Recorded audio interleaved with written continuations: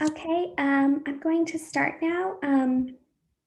We don't have a lot of participants. Maybe they're running late, but I think it's still good. We're going to record this. So if Dustin, you want to use this to post online, or Mr. Kroll, if you want to use this and post it anywhere. So we can get started now.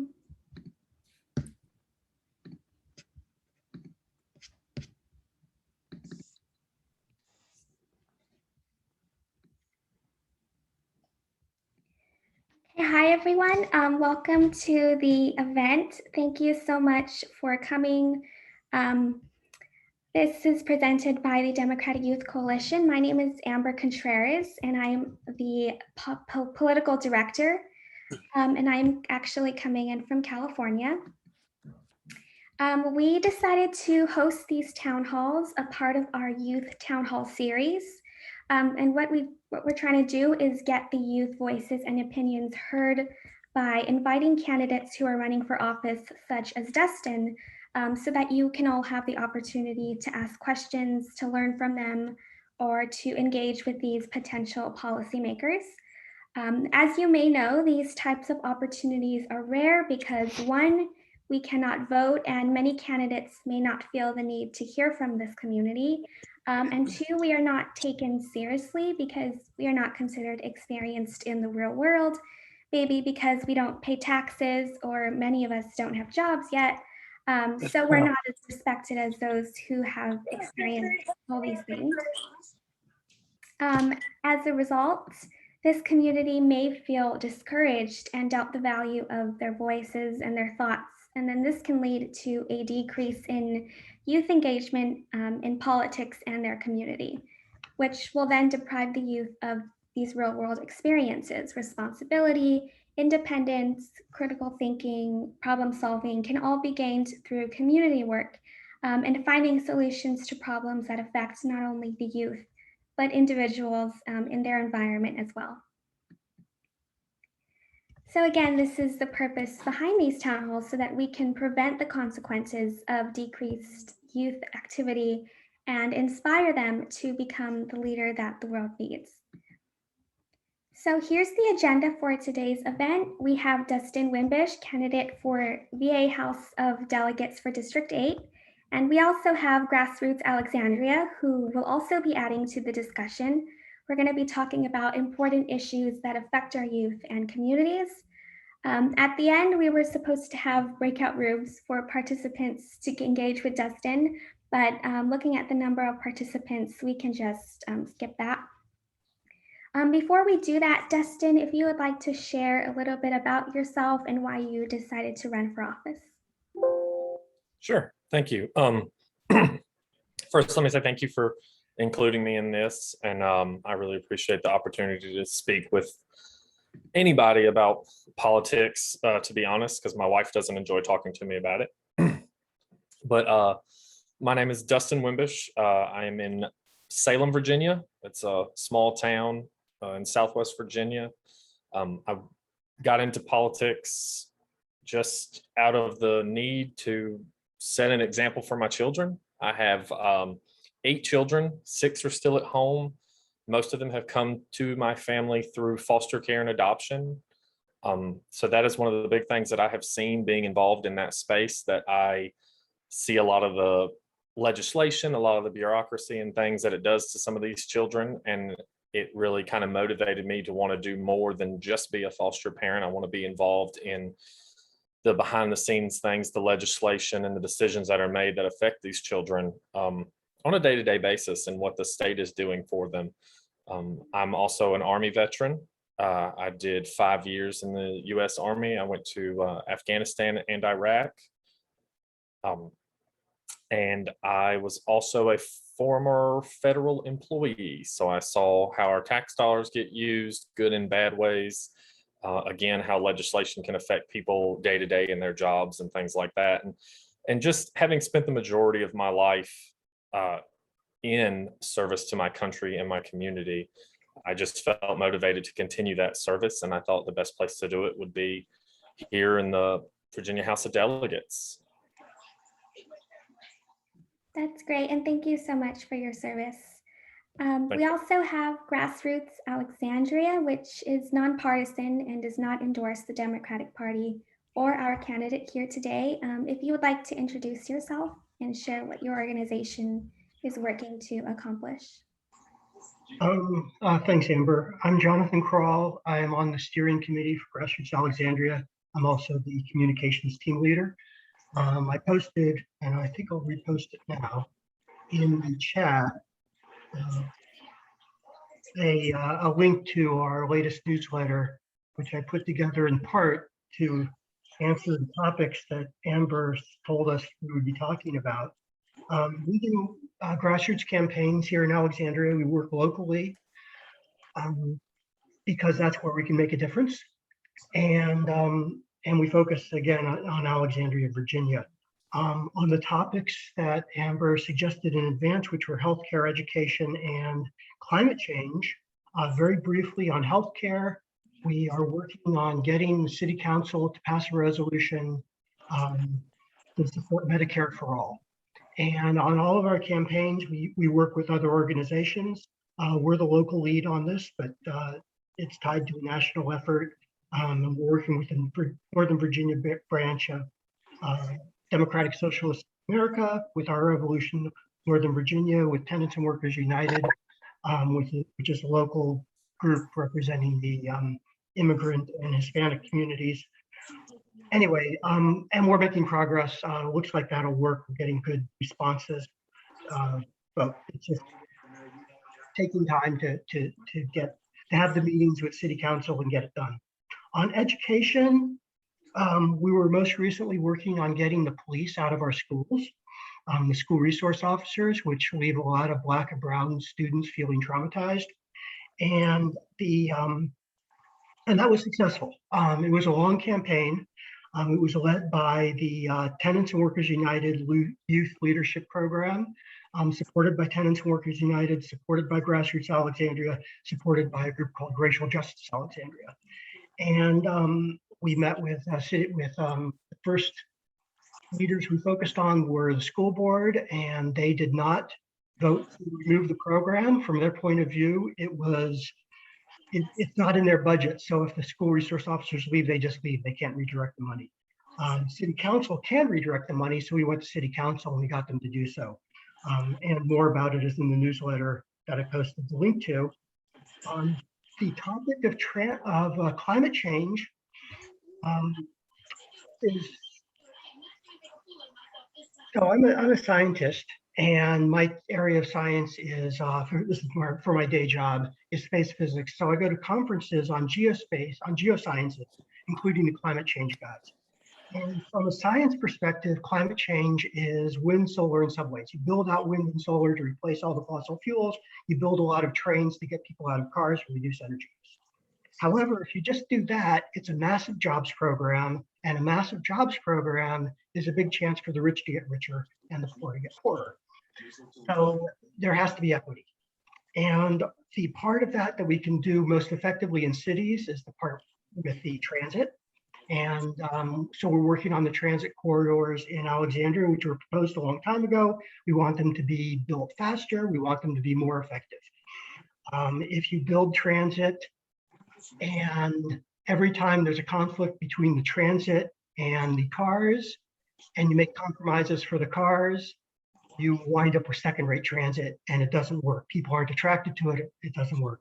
And so we have a specific ask having to do with a particular transit corridor in Alexandria. It's described in the newsletter, but the main point is that every local organization, every local community needs to be doing this and fighting for high quality transit, even if it's just buses.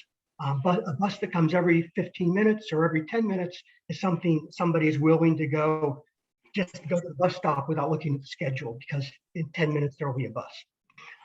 And that's a game changer for getting people out of their cars. So those are the three things I talked about. There's other work we've been doing on the call also. I saw in the list with Shira. Oh, I think she left. Shira. No. Who is also on our steering committee. So if you have questions, you can also ask her. she's done a lot of the work on the school, getting the police out of schools. And we also have an anti-racist study group that she's. Anyway, we're happy to answer any of these questions and look forward to the discussion. Thank you so much for that, Jonathan. So the first issue we're going to talk about is healthcare.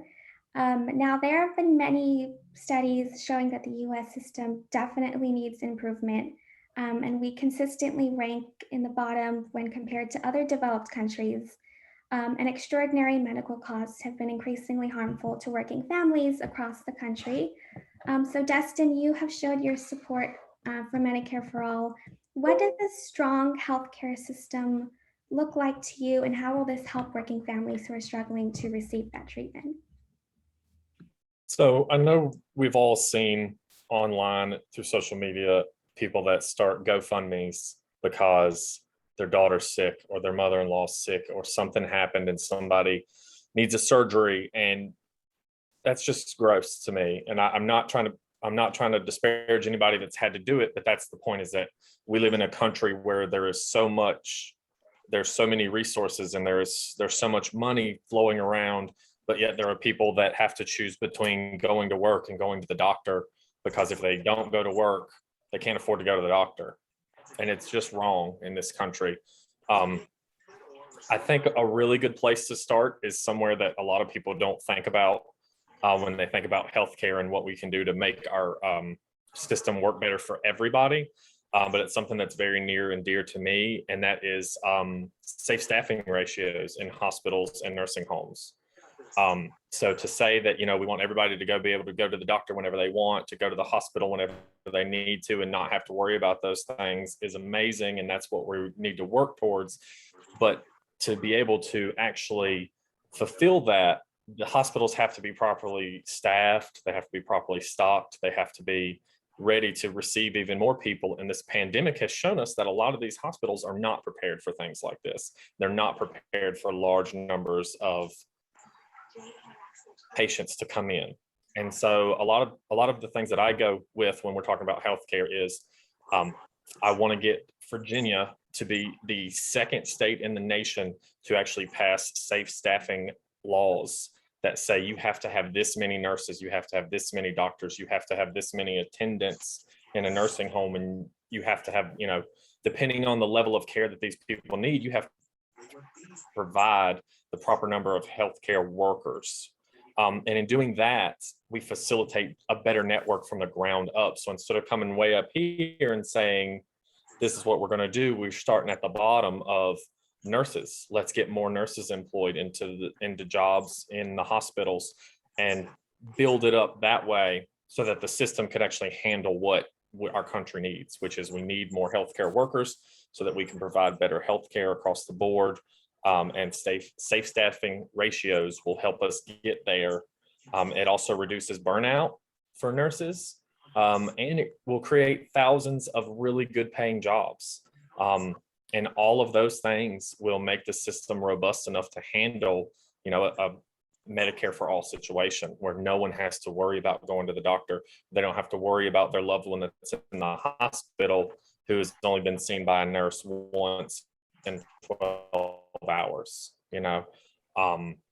so that's kind of where I start, is kind of a bottom up, almost grassroots approach of going into these hospitals and going into these nursing homes and stuff and looking at the gaps from the bottom, which is staffing, and build that up that way. And so that way, when we get to the Medicare for all point, we know that the hospitals can handle it. We know that we have good paid healthcare providers in those hospitals so that people don't have to worry about it. They don't have to worry about going to a subpar clinic. They don't have to be scared of where they're going, that they might not get enough care. They don't have to be scared to send one of their loved ones into a nursing home that they can barely afford to get substandard care. And so that's kind of where I'm at with healthcare, is that's something that's really important to me, that I think is very doable in a very short order of time. I think Virginia's moving in the right place. We've got a lot of progressive things that have already happened that we're moving towards. And I think that is the next step for Virginia, is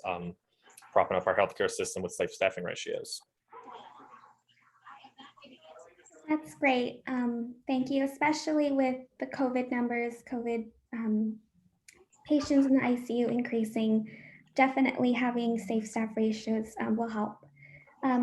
Jonathan, would you like to add anything or talk about your work supporting Medicare for All?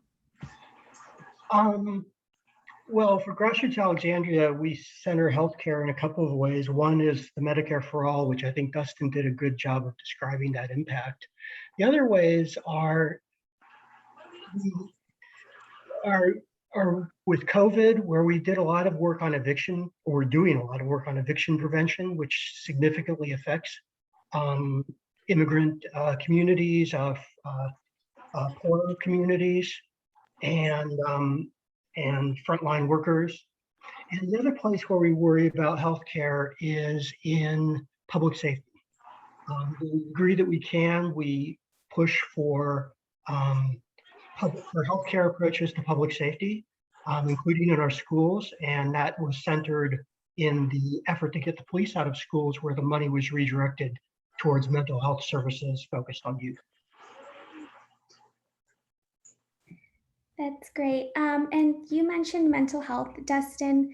When you talk about healthcare, what do you, and your support for Medicare for All, what do you define as healthcare? Would you add mental health resources, dental health, eye health, or is it just limited to something specific?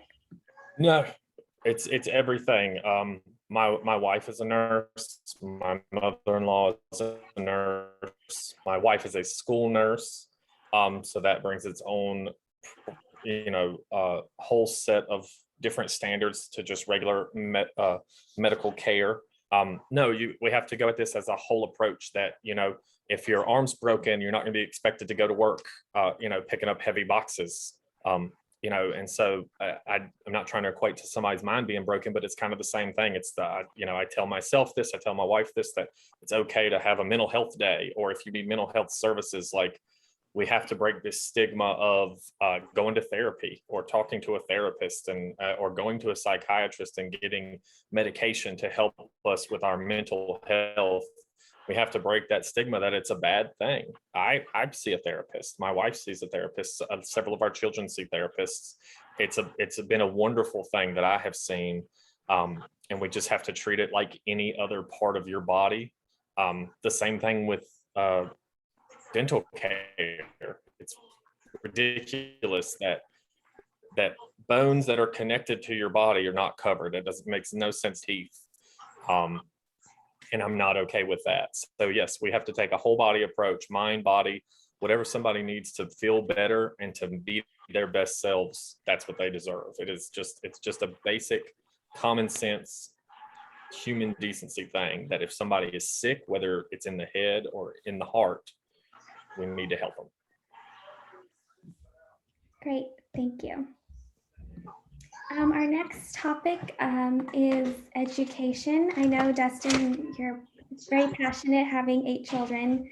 I know that kids are very important, and making sure that they have access to education is also very important.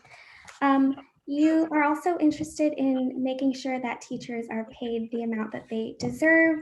How has the low pay in Virginia affected families in your community, and what are your proposed solutions?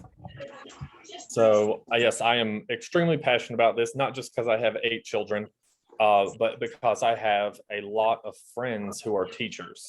And Virginia ranks one of the lowest paying states when it comes to teacher salaries.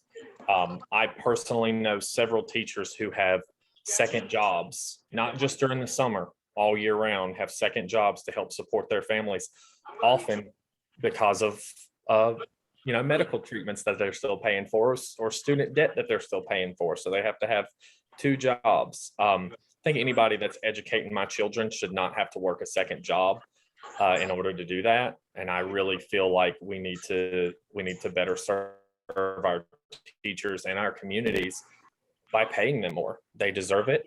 Another thing it'll do is, as kids are watching their teachers being able to thrive as a teacher financially, then it's going to spark some kids that are maybe wanting to be a teacher. I mean, I have a 14-year-old son that he said he wanted to be a teacher, but he was scared he wouldn't make enough money to support his family.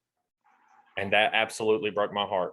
And that's another reason why I'm running, because I think it's absolutely it's not okay. And it should not be allowed to happen that my son, if he wants to be a teacher, should not have to worry about whether or not he's going to be able to get married, buy a house, support a family. It's absolutely unacceptable. And we have it. Virginia has a wonderful budget surplus right now. It'd be very easy to pull the trigger on bonuses for teachers. They did set aside several $1 million for teacher recruitment, but it's not enough. We have to keep pushing. We have to properly fund these schools. That's another thing, that to retain the teachers, they have to have the tools they need. They have to have good facilities. And especially where I'm at in Southwest Virginia, we have some of the worst schools as far as infrastructure go in the whole state, probably in the country, I would venture a guess. So we have to rework the funding formula. Virginia has a very funky funding formula for funding our schools. We have to rework that and make sure that it is equitable across the state. So we have to invest in the infrastructure and the people, and that will drive our education back to the top where it should be. Great. And Jonathan, your organization is also doing work to improve the teacher-student environment. Would you like to talk more about removing police from campuses and how difficult or easy that process has been? Sure. It was a challenge because of some built-in structural problems. The built-in structural problem was that it was city council money that was being used to fund police in schools, bodies in schools. So from the point of view of the school board, it was free money. You either have these cops there, or you don't get money. You can't redirect the money. And the cops were used for programs of various kinds. Their literal purpose was outreach. It was this community policing idea, which has been shown to be failed. If community policing worked, we wouldn't be so upset with our police in all our cities across the country. I'd like to talk a little bit about, though, more resources and more effective resources. Early on, we were working with Tenants and Workers United here in Alexandria to try to hire another person to work on restorative practices instead of school suspensions. And because school suspensions disproportionately affect Black and Brown children, and restorative practices is a way we do these restorative circles. People are confronted with the person who accused them of harm, and people learn something, and you keep kids in school. And the problem is it's expensive. It takes time and it costs money. And we've been defunding our schools for a very, very long time. A big focus of the Trump administration and of the Republican Party, and we're not partisan, but we call it like it is, has been privatize everything. If you want a good education, pay for it. And that's just not the world we want to live in. It doesn't support all Americans. It just supports the rich ones. And so that's something we're continuing to work on. Once we get kids back into schools, we'll probably spend a lot more time on it. That's amazing. Thank you both for the work that you're doing or trying to do. Thank you. Our next issue is climate change. I'm pretty sure we're all aware of the emergency that is going on.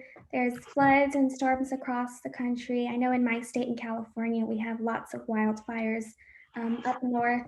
Dustin, I know this is a pressing issue for the whole world, and you're specifically focused on District 8. But if you can think of any ways that this has impacted your community, I don't know, if you want to talk about access to clean water, electricity, or anything in regards to infrastructure, you can. So it's interesting that you say it in that way, because your wildfires and the wildfires in Canada are actually greatly impacting the air quality in Virginia. So there's an airstream that comes down from Canada that pulls from the Western United States and Canada, and it comes down across the plains into Virginia. So the entire East Coast has been under air advisories several times through the summer for because of the smoke caused by the wildfires. And as Virginia has already been heating up, the average temperature has risen, I think it's 2 or 2.5 degrees since 1970. You couple that with poor air quality, and Virginians are suffering. And again, in Southwest Virginia, where we have a poor infrastructure, I think at least probably 32 or 34% of my district alone needs new pipes in their homes. They need this, like again, with the schools, with the crumbling infrastructure in the schools, there's some school classrooms that don't even have air conditioning. You know, what are you supposed to do there when it's getting hotter and there's a smog in the air from wildfires in another country or all the way across the United States? Another big thing that we're suffering from in this area in Roanoke, which is the city next to me in particular, is flooding from the massive amount of rain that we've been getting. That we don't just get rain for a couple of days and we're good. We're getting dumped on in like really hard, short bursts, and that's because of climate change. Again, because of the heating up of our area. I think they're projecting that, I don't know, in the next 80 years, they're saying that our area could be 10 degrees hotter than it is right now. And if this part of Virginia, which should be considered more temperate, is going to be 10 degrees hotter, you know, how about places like Texas or Southern California or Florida? They're going to be unbearable. So we have to do something now. One of the big things in my area that people are fighting with climate change is we're trying to stop this pipeline from going through.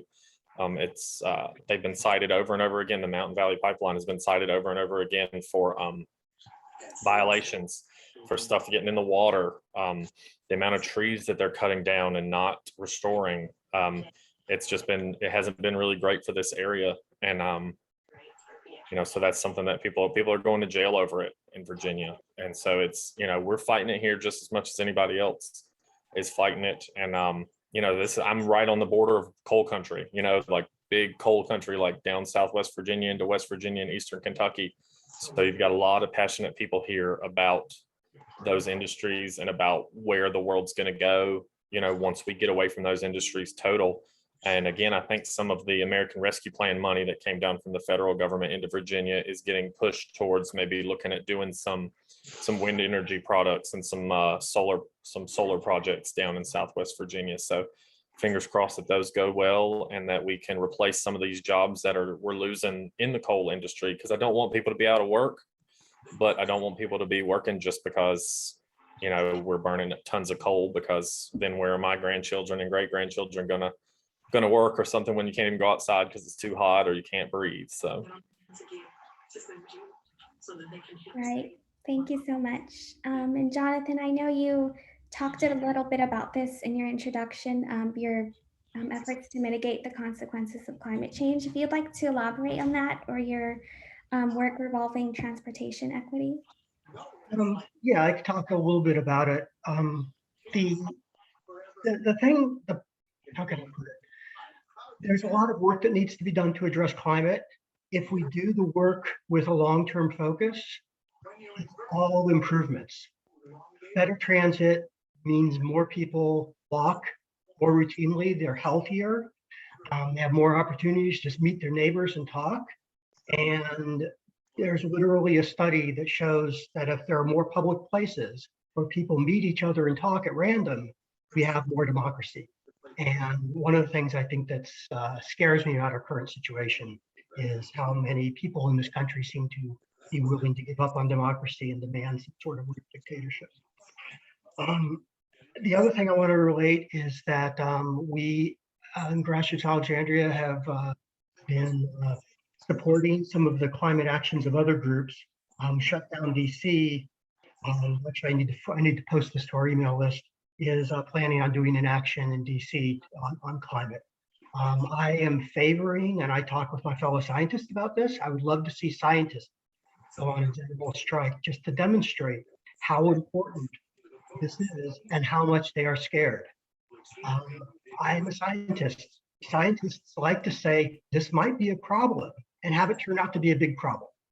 They hate to say this is a big problem and have it turn out to be a dud. They hate that. So scientists have been soft pedaling this the entire time because that's their job. And so as scary as you are, you should be more scared. I remember going to a meeting where somebody put up a plot, a graphic, and every dot on the graphic was a population center. And one axis was like longitudes, just to spread them out around the world, but the other one was average temperature. And some places are very, very cold, people will live, but above a certain temperature, no dots on the plot.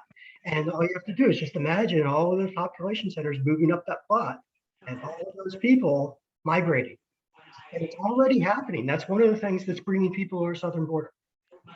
One of the things which has disrupted agriculture in the Middle East and one of the drivers for what was called the Arab Spring and some of the instabilities there. So this is scary stuff. And the degree that I can get that across without sounding insane is the degree that I'm trying to get that across. So I encourage everybody to support faster build out of wind and solar, faster build out of subways, faster build out of trains, faster transitions, and making sure that the money that gets made, that these are good jobs and that there's equity. You know, it's not just another rich get richer event. The pandemic was a major get richer, poor get poorer event, and we don't need another one of those. I can give you numbers on that if you want. Okay. Anyway, that's my little rant. Thank you. Thank you so much. Our last issue is for Dustin. I know you're also passionate about lifting families out of poverty. Would you like to talk about your proposal for a $20 minimum wage for a large company or large employers, and your efforts just to help these working families? Yeah. So, Virginia we moved in the right direction by raising the minimum wage to $9.50 this year. That didn't do a whole lot to increase, I would say, maybe employment. I still see it all around, people paying $11, $12 trying to get people to work, and people still don't want to work. And I don't think it's because they're lazy, even though that is the Fox News, their prerogative.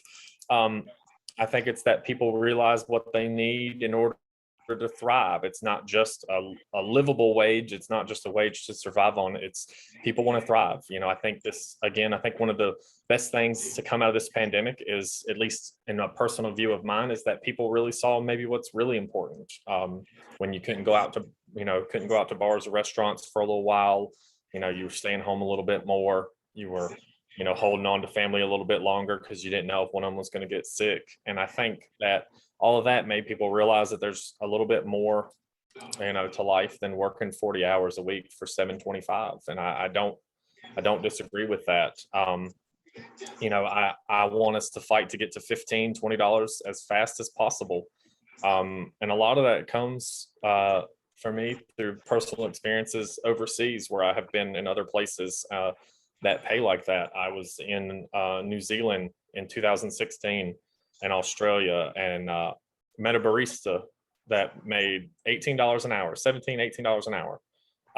Worked full time, didn't have a ton of responsibility at his job besides making sure that somebody's coffee was right, but he really enjoyed it. He did those little, you've seen the people draw on the foam with the cool little designs and stuff. He could do that, and he just loved it. And he remembered people's names, and he was able to take care of his wife and his kid just off of his wages. And it just really was eye-opening to see, see that in another country and another culture, and to actually hear these people talk about America and how worried they are about Americans and about what's going on here. It's very, very eye-opening. And if you ever get the chance to just travel outside of America and go other places and experience other cultures, do it, because it completely changes your views. But yeah, Virginia's moving in the right place, but I think we're going a little slow. I think we need to kind of pick it up. It's been proven that when wages grow, everything grows. If you raise a minimum wage, all of your wages start to grow. So the higher we can get the minimum wage, the closer we can get to a thriving wage of $15, $20 an hour, then you're just going to see more growth above that. Because, you know, you hear people say, well, you know, a 16-year-old kid doesn't deserve to get paid $15 an hour to flip burgers. And I say, why not? Why don't they? Why don't they deserve it? How, you know, who are you to say that they don't deserve that? You don't know if they're trying to save for college. You don't know if they're trying to help support their family. You don't know if maybe they're supporting themselves. You know, being in foster care, I've met several young ladies and young men who are living independently with a little bit of help from social services, but, you know, they have to go work, and they're working minimum wage jobs. And you can see that they might circle back into the same, you know, levels of poverty and things that put them into the system in the first place. So, you know, raising the minimum wage, getting up there to where people are thriving, it's going to pull everybody up, and it's going to help make sure that people don't fall in that poverty level. You know, you know, we've seen it with the child tax credit payments that have started going out last month. Just that little bit of money for children has already shown to be bringing families out of poverty. And it's a great thing. And I hope that continues, but we need to match that with wages so that when people are giving up time with their families, they're being properly compensated, and they're not scared of where their next meal is going to come from or having to put things off until payday because they're not making enough money. Great, thank you so much. We were supposed to have a Q&A session, but looking at the number of participants, if anybody has any questions in the audience, now would be a great time to ask.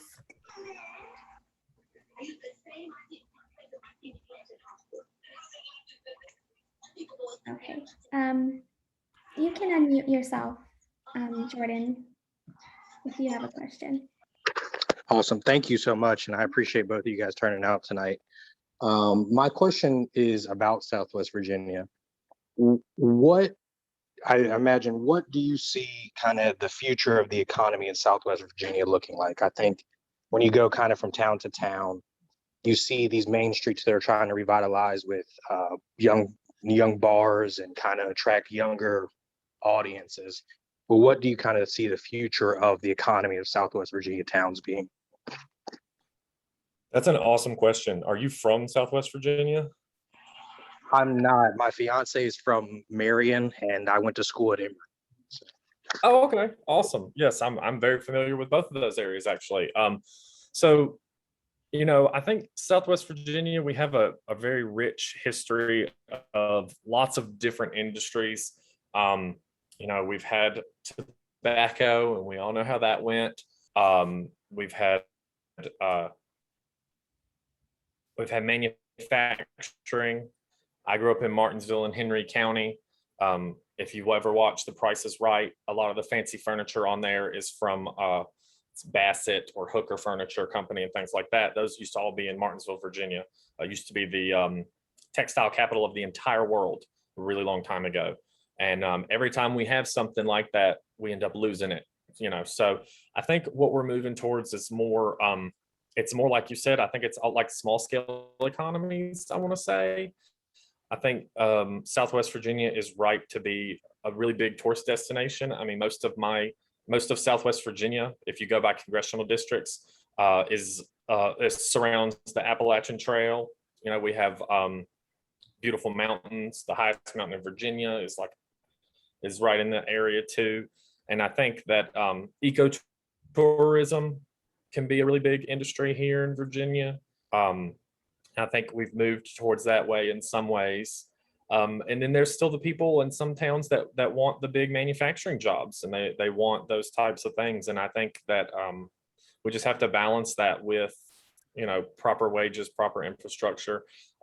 We have to kind of start at the bottom. You know, if your teachers aren't getting paid a lot and your minimum wage is really low and your schools are falling down, big companies aren't going to move into your towns. They're not going to move their factories there, no matter how much cheap labor they think you can get, because they're not going to be able to get people to move there. So large companies, you know, if you were trying, you know, I know Northern Virginia got Amazon and things like that, and there's reasons that those areas get those things. Southwest Virginia needs to get there too, so that we can have the ability to, strike out and get some of those large corporations that bring in a bunch of the jobs and a bunch of the tax revenue, while balancing that with the beauty of Southwest Virginia and our rich history of just all the different things that we've been able to do. And I mean, one of the big things that's been around here is microbreweries. I like that. I like people to be able to create something themselves, and it kind of harkens to our history of moonshining. So I'm in Roanoke County. The county below us is Franklin County, which was the moonshine capital of the world during Prohibition. So we have, like I said, we have a very rich history around here, and people are building off of that. And I think that is really good for our economy. I like seeing these small towns kind of boom from having these, these mom and pop shops, these bars that are being run by younger people that are being innovative with what they're creating. I know there's a brewery in downtown Salem that has won all kinds of awards, and they make some very off the wall type stuff that I've never even heard of or tried. And so I really like seeing that. My family and I like piling in our van and going to these little towns and seeing what there is and walking around. And I think that's really what's going to do it, is it's what's going to bring people out, So I think the economy in Virginia, we need to start with the minimum wage increase and infrastructure, but I think we're going to be okay because we just have such a varied history and so much available to companies, to families, and we're going to get there. I hope that answered your question. It did. Thank you.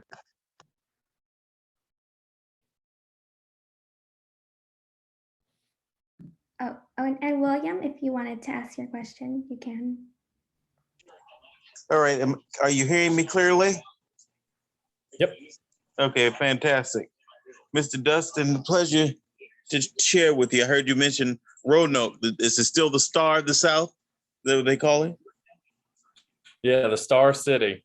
Star City. I remember some years ago, Noel C. Taylor, who was the mayor of Roanoke. He was also the pastor of High Street Baptist Church there in Roanoke. My question is, and I heard you mention, you touched on a couple key points for me here that I'm trying to address. I'm here in Baltimore, Maryland. And if you watch anything with the news, we're being, the crime is just killing us. Yep. And you mentioned something about these corporations coming in. What is your thoughts? And I'm just saying this because I'm going to do a white paper on it. Mm-hmm. If a company, let's just say, okay, I'm Hamilton Company, and I want to come to Roanoke. I'm just using for an example. And I don't know, just say your corporate tax rate is 15%. And I'll say, listen, I'm coming, but I'll bring 5,000 jobs. Can you give me a corporate tax rate of 10%? Do you think that's a good dealing? Okay, so economic incentives are not my strong suit. Okay. Because you have to balance that. I think you have to take a lot of other things into account with that. Is you're bringing 5,000 jobs. Is that 5,000 jobs for my district? Is it 5,000 jobs where you're gonna import half of them? What kind of jobs is it? Like maybe we can support you in a different way. Maybe there's some sort of work program. I don't know. Maybe you create something and we can, we have a great welding program in Salem schools, and there's kids graduating with their welding certificate. And I'm a huge fan of stuff like that. Gotcha. I think economic incentives are a great thing. I just think they have to be used properly, because what we can't have is we can't have a situation where a company wants to come in and a community wants them so badly that they allow them to not mistreat their citizens, but kind of discount them. The Mountain Valley Pipeline is a great example of that. Okay. Again, people's land was taken away from them for a pipeline, and they were unfairly compensated for it. And again, there are people on well water from water sources that have been abused by the pipeline and things like that. And, that was a big deal for this area. We thought it was going to create a bunch of jobs. They told us it was going to create a bunch of jobs, and it did, but it was all jobs that they brought in, basically. There wasn't as many people locally that they thought were going to get jobs that ended up getting jobs. So you have to balance economic incentives with the real benefit to the people in the area, as much as you might want a job, or you might want a company to move in. And you were mentioning crime at the beginning, and unfortunately that's something that the Roanoke area is dealing with a lot right now.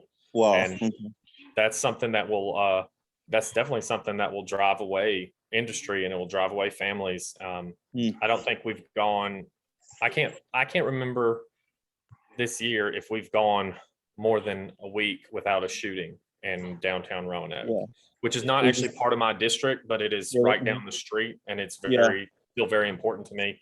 And it's definitely something that we have to take care of. And, it just kind of shows how everything kind of intertwines. You might be talking about the economy, you might be talking about jobs and economic incentives, but what's it matter what your corporate tax rate is if nobody wants to move into your town because they're afraid of walking downtown and getting shot? You're very right. You're very right. Yes. Thank you so much, sir. Yeah, thank you. Okay, thank you everyone for your questions. And that will conclude the event for today. Thank you everyone for coming, especially for our guest speakers. We really appreciate having you come and hear from our youth. The video will be sent to you if you want to post it or advertise it anywhere. And for anyone watching, if you'd like to join Democratic Youth Coalition, you can go to our website and sign up there.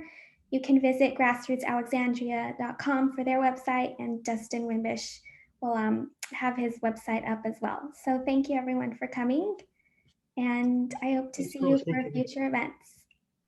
Thank you. Thank you so much. .org. Thank you. Oh, sorry. Sorry. Thank you. Thank you all.